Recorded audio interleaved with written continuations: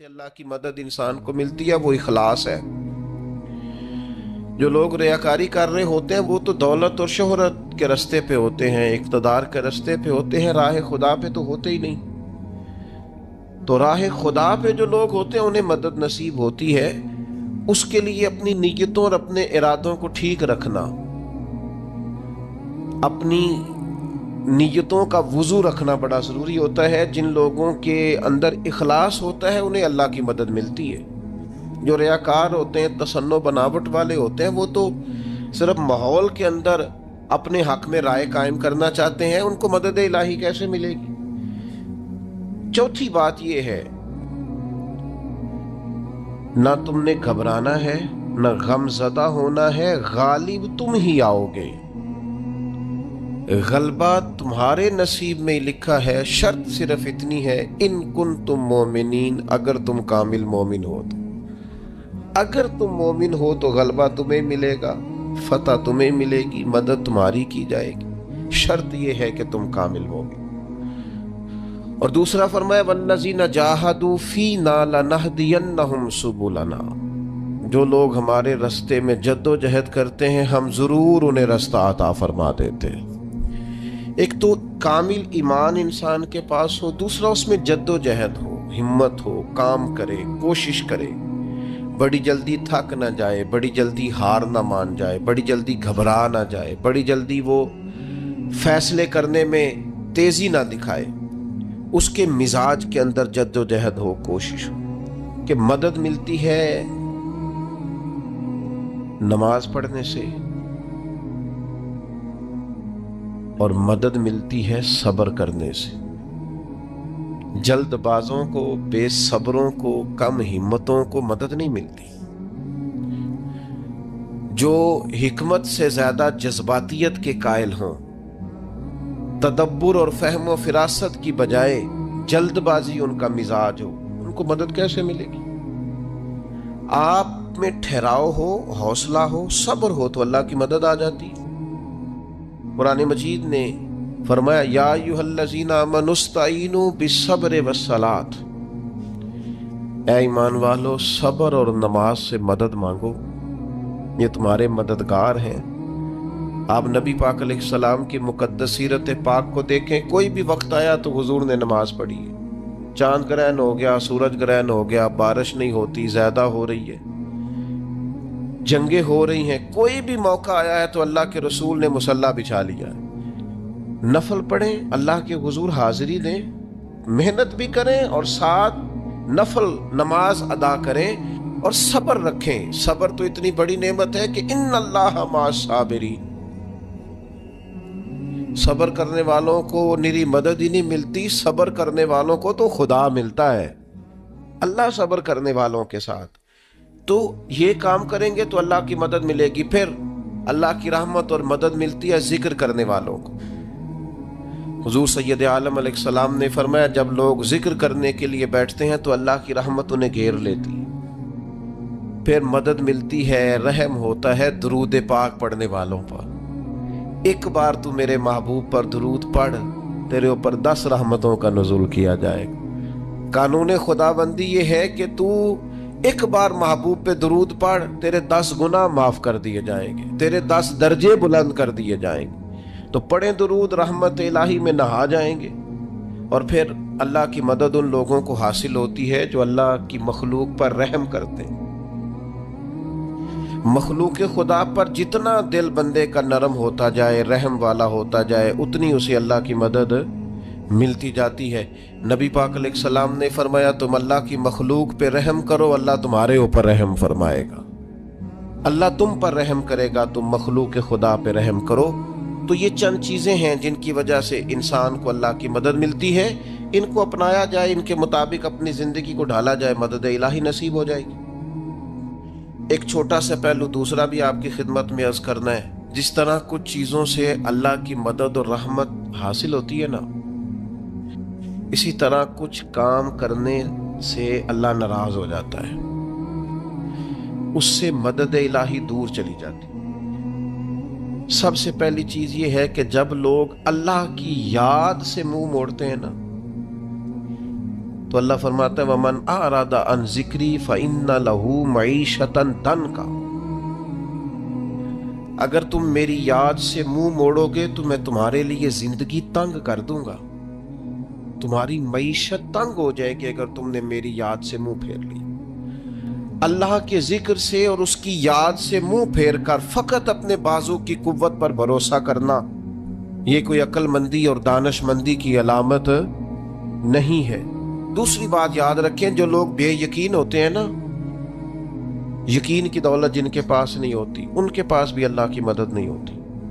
اللہ کی مدد تو یقین والے لوگوں کو ملتی ہے، جن لوگوں کا یقین مضبوط ہوتا ہے نا ان کو مدد ملتی، اور پھر جو مستقل ڈیوٹی کرتے ہیں، مستقل تھوڑا سا کام کرنے کے بعد جو تھک جائے، تھوڑی سی کوشش کے بعد جو پریشان ہو جائے، ان لوگوں کو اللہ کی مدد نہیں ملا کرتی۔ اللہ کی مدد ان لوگوں کو ملتی ہے جو مستقل کوئی کام کرتے ہیں، جو کوئی ڈیوٹی کرتے ہیں، جو کوئی کام سر انجام دیتے ہیں۔ اسی طرح جو لوگ مستقل کام کرتے ہیں انہیں مدد ملتی ہے، جو مستقل مزاج نہیں ہوتے انہیں اللہ کی مدد نصیب نہیں ہوتی۔ ان الذین قالوا ربنا اللہ ثم استقاموا تتنزل علیہم الملائکہ، جن لوگوں نے کہا اللہ ہمارا رب ہے پھر وہ اس پر ڈٹ گئے، یہ وہ لوگ ہیں جن کی مدد کے لیے اللہ فرشتوں کا بھی نزول فرما دیتا ہے، اللہ فرشتوں کا نزول کر دیتا ہے ان لوگوں کے۔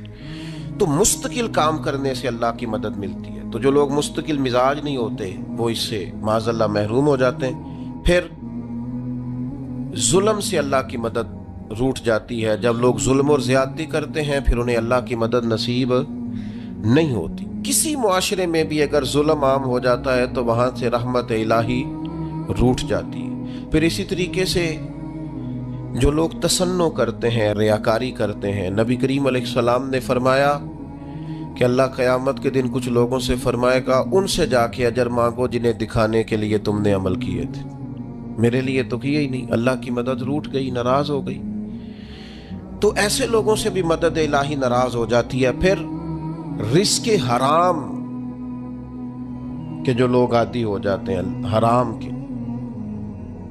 میرا رب قرآن مجید میں فرماتا ہے قُلْ يَا عِبَادِيَ الَّذِينَ أَسْرَفُوا عَلَىٰ أَنفُسِهِمْ، اے محبوب فرما دو اے میرے بندو جنہوں نے اپنی جانوں پر ظلم کر لیے ہیں، جنہوں نے گناہ کیے ہیں، رب کی نافرمانی کی ہے، اپنی جان کو دوزخ کا معاذ اللہ سزاوار کر لیا ہے، جنہوں نے اپنی جانوں پہ ظلم کیے ہیں، میرے ان بندوں سے فرما دیں کیا لا تقنطوا من رحمت اللہ، ان سے فرما دیں کہ یہ اپنے اللہ کی رحمت سے نا امید نہ ہو۔ یہ تھی معافی، اور وہ جو میں نے کہا نا ذرا گردن جھکائے اور پھر پیشانی بھی چوم لے، بلا مثال و بلا تشبیہ آگے فرما ان اللہ یغفر الذنوب جمیعا، یہ اس ہونے والی اس موجودہ غلطی کی ہی بات نہیں، بے شک اللہ سب گناہوں کو معاف فرما دے گا۔ تو مالک یہ ایک دفعہ ہی ہوگا، یہ آج ہی رحمت آئی ہے، یہ کسی ایک مخصوص وقت، ایک مخصوص موقع یا کسی مخصوص تاریخ کے لیے ایسا ہے؟ فرمایا نہیں، انہو هو الغفور الرحیم، اللہ ہے ہی بڑا بخشنے والا اور رحمت فرمانے والا۔ یہ اس کریم کا ہمیشہ کا طریقہ ہے کہ وہ غفور بھی ہے اور وہ رحیم بھی ہے، معاف کر دیتا ہے۔ اور ان اللہ یغفر الذنوب جمیعا، بے شک اللہ سب گناہوں کو معاف فرمائے گا۔ مجھے بتائیے، ہانپتے کانپتے لرزتے سہمے ڈرتے کب کبھی وجود پہ طاری ہوئی بندے میدان محشر میں جمع ہو، انہوں نے خبر ہو کہ ڈائری تو کھل گئی، آڈیو ویڈیو تو چل گئی، پتہ تو سارا آ گیا، فرشتے دفتر اعمال لے کر پہنچ گئے، چھوٹی سی چھوٹی ذرے کے برابر بھی کوتاہی تو یہاں تک آ گئی، بندہ ڈرے کانپے اور اچانک آواز کرم آئے ان اللہ یغفر الذنوب جمیعا، بے شک اللہ سارے گناہوں کو معاف فرمانے والا ہے۔ تو کیفیت کیا ہے، انداز کیا ہے؟ اس وقت انسان کے دل کو جو تسلی ہوتی ہے وہ تسلی کیا؟ ان اللہ یغفر الذنوب جمیعا، بے شک اللہ سب گناہوں کو بخش دیتا ہے۔ دوستو، شدید بے سکون، بے چین، مضطرب، الجھے خیالات، سخت بیمار، سخت کمزور، مالی مشکلات کا شکار لوگ، جسمانی بیماریوں سے لڑنے والے لوگ، اور رشتہ داروں اور احباب اور ان کی بے وفائیوں کا شکوہ کرنے والے لوگ، اگر ان ساری تکلیفوں سے نکلنا چاہیں تو حل ایک ہی ہے، ادھر ادھر نہ دیکھیں، اپنے رب کی رحمت کی طرف دیکھیں، اپنے کریم مالک کے کرم پر توجہ کریں، اور یہ ذہن بنائیں کہ کتنا بھی بیمار ہو، جب رب شفا دینا چاہے کوئی کتنا۔ اور پھر حضور نے ایک بات ارشاد کی، کچھ باتیں ایسی ہیں جن کو بیان کرتے ہوئے نا گہرائیاں ساری ختم ہو جاتی ہیں کہ اس سے زیادہ گہری بات کیا ہو سکتی، رعنائیاں اور رنگ سارے مان پڑ جاتے ہیں کہ اب اس میں جلوے اور کتنے بھرے جا سکتے تھے۔ ساری انسان کی سوچیں اور وسعتیں اچانک سمٹنے لگتی ہے کہ یار اتنی بڑی بات، یہ ذرا انداز دیکھیے حضور کا بیان کرنے کا۔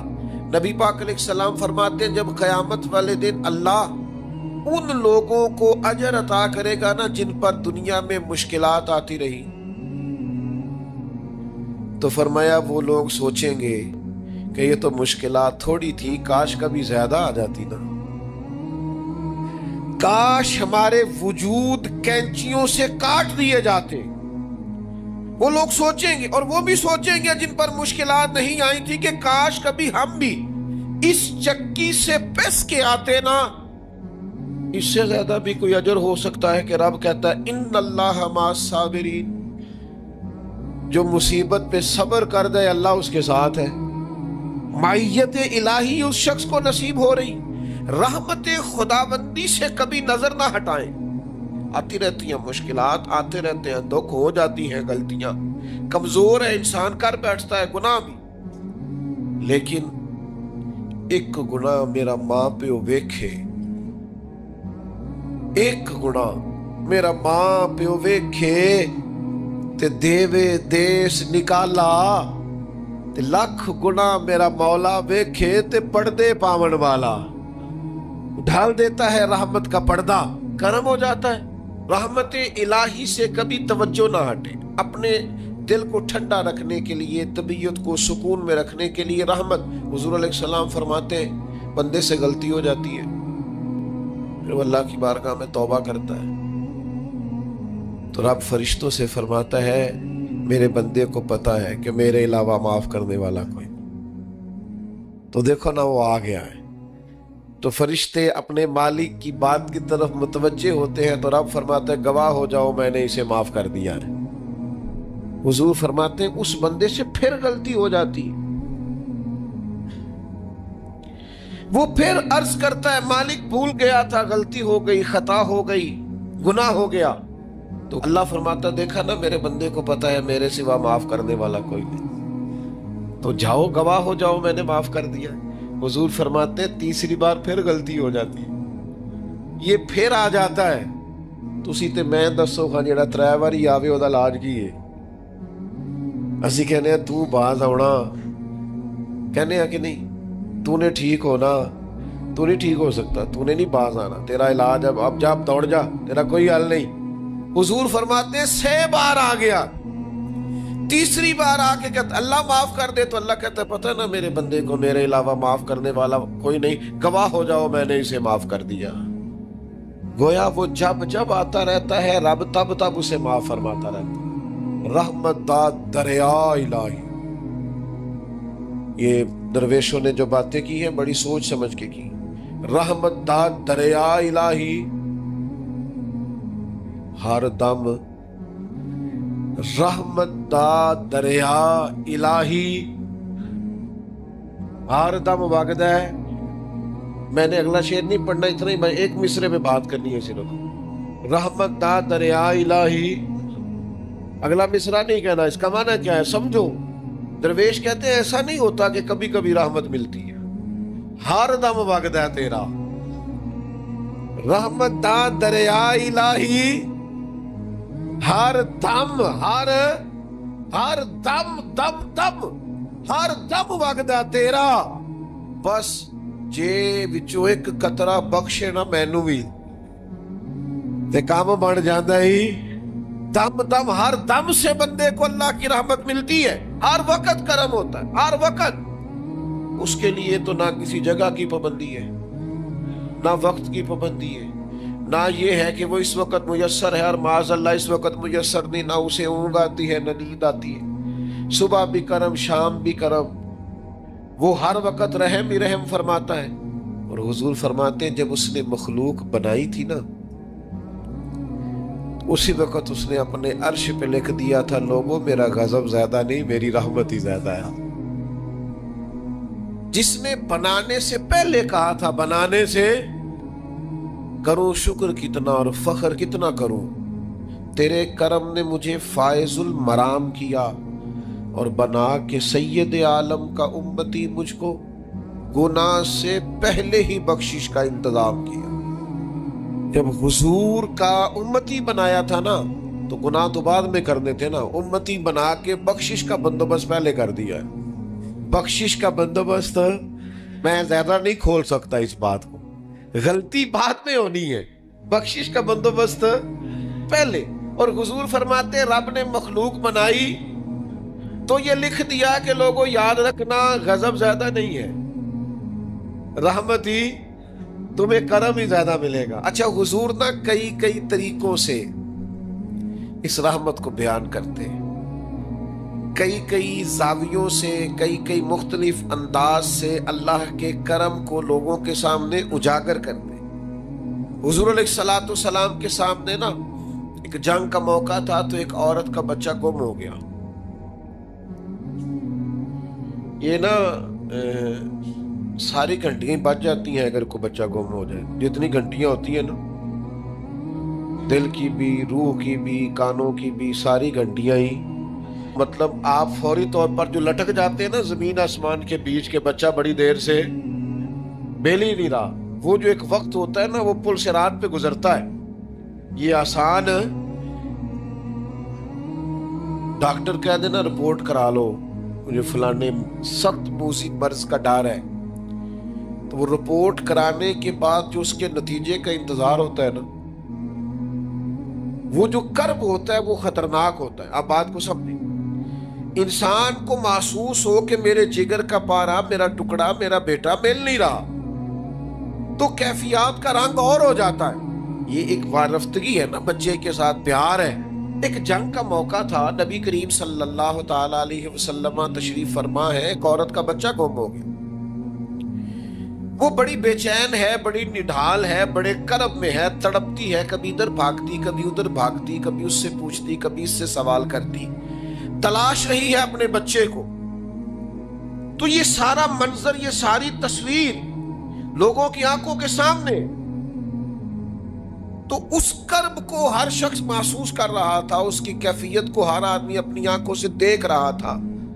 اللہ کے حبیب علیہ السلام نے اس وقت جب لوہا پورا گرم ہو گیا، ذہن پورے تیار ہو گئے، تو محبوب نے ایک مسئلہ سمجھایا۔ حضور فرمانے لگے بتاؤ نا، اگر اس خاتون کو اس کا بچہ مل جائے جو اتنی تڑپ رہی ہے، تو کیا اس بچے کو آگ میں ڈال دے گی؟ تو وہ کیفیت سارے دیکھ رہے تھے، مشکات میں حدیث موجود ہے۔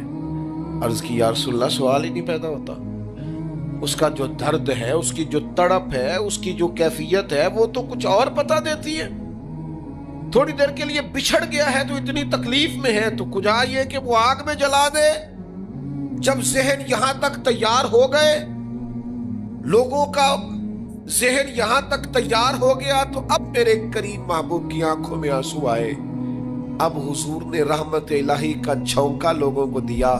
کریم فرمانے لگے جتنا یہ اپنے بچے سے پیار کرتی ہے نا، رب کریم اس سے بڑھ کر اپنے بندے سے محبت فرماتا۔ بس یہاں بات محبوب نے بند کر دی، یعنی فرمایا کھولتے رہنا۔ مانا کیا ہے کہ اگر یہ نہیں نہ دوزخ میں پھینکنا چاہتی اپنے بچے کو، تو رب بھی اپنے بندوں کو سزا نہیں دینا چاہتا۔ ساری زندگی کوئی رب کی عبادت کرے، ایک سجدہ بھی معاذ اللہ کسی بت کو کر دے، پچھلی ساری عبادتیں اکارت چلی گئی، مشرک ہو جائے گا۔ ایک منٹ کی بھی ملاوٹ دین برداشت۔ سمجھوتا کیسے کر لیتے ہیں لوگ اصولوں پر؟ نہ کریں سمجھوتا۔ آپ ذرا کھڑے ہونا سیکھیں، آپ تھوڑا ڈٹنا سیکھیں، آپ تھوڑا اپنا مورال بلند کریں۔ آپ کا کوئی سٹیٹس ہونا چاہیے، کوئی معیار ہونا چاہیے۔ اپنے مقصد پر کبھی بھی کوئی سمجھوتا نہیں ہو سکتا، نہیں ہو سکتا۔ تو ایک تو اصولوں پر سمجھوتا نہیں، دوسرا دھمکیوں کی پرواہ نہیں۔ زندگی جو ہوتی ہے نا، اس نے بہرحال ختم ہونا ہوتا ہے۔ تو اگر کوئی شخص اپنے نیک، جائز اور دینی مقصد کے راستے میں دھمکیوں کی پرواہ کرنے لگ جائے، وہ خیال ہی نہ کرے کہ میں دین بیان کر رہا ہوں اور پھر 2-4 باتیں پوری ہوئی نہیں اور وہ ڈر جائے، تو وہ کمزور پڑ جائے گا۔ 1 2 4 5 منٹ کے اندر بلیک میل ہو جاتے ہیں لوگ، کوئی برداشت ہی نہیں کر پاتے، نتیجے اس کے ٹھیک نہیں نکلتے۔ یہ کام بھی کفار نے کیا۔ نبی پاک علیہ السلام نے اعلان نبوت کیا تو سلسلہ جب آگے چلا تو ایک ٹائم ایسا آیا کہ ساری برادری اکٹھی ہو کے جناب ابو طالب کے پاس آ گئے۔ یہی چچا تھے جو حضور کی ہر حوالے سے طرفداری بھی کرتے تھے، حمایت بھی کرتے تھے۔ وہ آئے، آ کے جناب ابو طالب سے کہا کہ یہاں تو آپ اپنے بھتیجے کو منع کریں، وہ ہمارے معبودوں کو برا بھلا کہہ کے ہمارے جذبات کو ٹھیس پہنچاتے ہیں معاذ اللہ، یہاں پھر آپ تیار ہو جائیں ہم سے جنگ کرنے کے لیے۔ اور شدید انداز میں بات کی۔ جناب ابو طالب نے ایک دفعہ تو ٹال دیا، وہ دوسری دفعہ پھر آ گئے، آپ سے کہا تھا پر آپ نے بات نہیں کی، آپ دیکھ لیجئے، یہاں آپ حمایت چھوڑ دیں، ہم جانے وہ جانے۔ اور شدید دھمکی دی انہوں نے۔ جناب ابو طالب اب بوڑھے تھے، اور پھر یہ کہ ساری برادری، انہوں نے نبی پاک علیہ السلام کو بلایا، سرکار تشریف لائے تو کہا بھتیجے میں نے ہر موقع پر آپ کی مکمل حمایت کی ہے، میں ساری برادری کا بوجھ نہیں اٹھا سکتا، آپ اپنے قبیلے کے ساتھ بیٹھ کے بات کر لیں۔ اور وہ کہہ رہے ہیں کہ یہاں تو آپ باز آ جائیں، یہاں پھر جنگ ہوگی۔ تو یہ میرے رسول پاک علیہ السلام کا مقصد کے لیے عزم ہے۔ نوجوانوں سنو اور یاد رکھو، کریم فرمانے لگے یہ ذرا لفظوں کی حرارت دیکھنا اور جملوں کا روب دیکھنا اور گفتگو کا ولولہ دیکھنا۔ کریم فرمانے لگے چچا یہ میرے سیدھے ہاتھ پر سورج لا کے رکھیں اور دوسرے پر چاند لا کے رکھیں تو دین کی تبلیغ پھر بھی نہیں چھوڑوں گا، کہتا رہوں گا لا الہ الا اللہ۔ اور حضور علیہ السلام نے فرمایا میں دین کی تبلیغ کرتا رہوں گا، اور چچا 2 ہی باتیں ہیں، یا دین غالب آ جائے گا یا میں اپنی جان دین کے راستے میں پیش کر دوں گا۔ یہ رسول پاک کا دیا ہوا فلسفہ ہے کہ آپ کو دین کا کام کرنا ہے تو جان لڑا کے کرنا ہے، یہ شہادت کا ہے الفت میں قدم رکھنا ہے۔ لوگ آسان سمجھتے ہیں مسلمان ہونا، آپ کو پھر پوری مشقت کے ساتھ زخم پہ زخم کھا کے جی خونے جگر کے گھونٹ پی آہ نہ کر لبوں کو سی، یہ عشق ہے، کوئی دل لگی نہیں۔ چپ کر کوئی گلہ نہ کرنا، شکوہ نہ کرنا، کسی قسم کا لفظ زبان پہ اعتراض کا نہ لانا، یہ عشق ہے، کوئی دل لگی نہیں۔